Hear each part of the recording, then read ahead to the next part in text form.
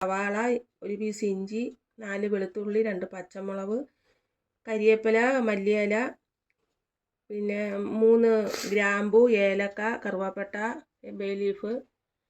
ഇത്രയും കൂടെ നമുക്ക് വഴറ്റണം. ഇത് ക്യാപ്സിക്കവും സവാളയും ഇഞ്ചിയും വെളുത്തുള്ളിയും ഇഞ്ചിയും വെളുത്തുള്ളിയും പൊടിയായിട്ട് അരിഞ്ഞിട്ട് ക്യാപ്സിക്കവും സവാളയും ഇഞ്ചിയും വെളുത്തുള്ളിയും പച്ചമുളകും വഴറ്റിയിട്ട് അതിനകത്ത് മുട്ട പൊട്ടിച്ചൊഴിച്ചിട്ട് പിന്നെ നമുക്ക് ആദ്യമേ എണ്ണ ഒഴിച്ചിട്ട് ഗ്രാമ്പു, ഏലക്കയും കറുവാപ്പട്ട ഇടണം.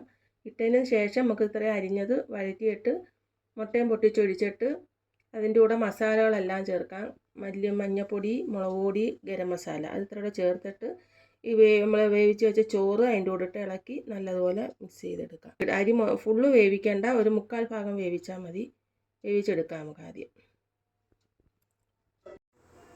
അരി തിളപ്പിച്ച് അത് ഒരു അരിപ്പിനകത്ത് വെച്ചായിരുന്നു ചോറ്. നമുക്ക് എഗ് റൈസ് ശരിയാക്കാനുള്ള ഇത് ക്യാപ്സിക്കവും സവാള, ഇഞ്ചിയും വെളുത്തുള്ളിയൊക്കെ ശരിയാക്കാം. അതിന് ഒരു പാൻ വെച്ച് എന്നിട്ട് കുറച്ച് വെളിച്ചെണ്ണ ഒഴിച്ച് ഒരു കടുക്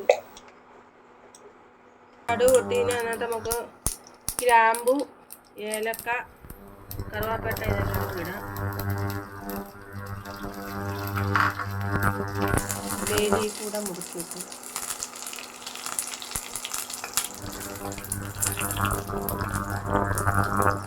എന്നിട്ട് നമുക്ക് അരിഞ്ഞു വെച്ച ഇഞ്ചി, വെളുത്തുള്ളി,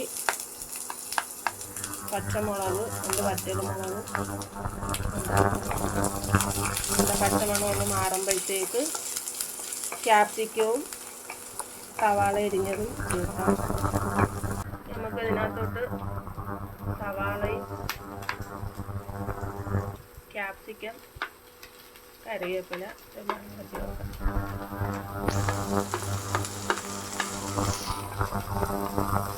എല്ലാം കൂടെ നല്ലോണം ഒന്ന് വഴറ്റിയെടുക്കാം. നമുക്ക് ഇതിനകത്തോട്ട് ആവശ്യത്തിനുള്ള ഉപ്പ് കൂടെ ചേർക്കാം.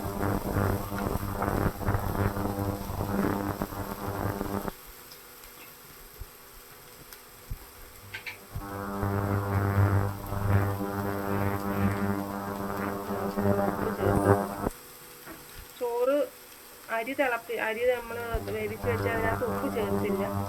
ഇതിനകത്തോട്ട് ഇതിൻ്റെ ഉപ്പ് ചേർക്കും.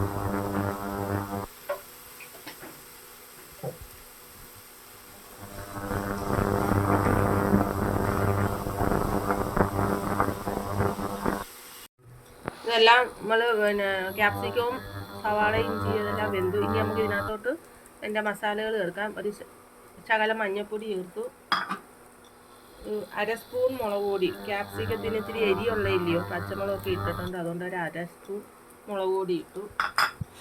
1 സ്പൂൺ ഗരം മസാല ഇട്ടൊന്ന് മിക്സ് ചെയ്യാം.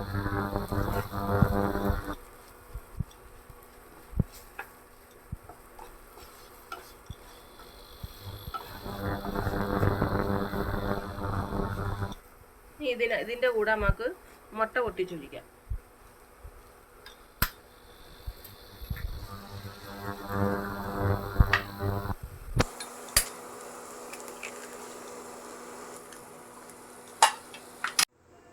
അരി തിളപ്പിച്ച് അത് ഒരു അരിപ്പിനകത്ത് വെച്ചായിരുന്നു ചോറ്. അതിന് നമുക്ക് ഇതിനകത്തോട്ട് കുറേശ്ശെ ചേർത്ത് ഇളക്കിയെടുക്കാം.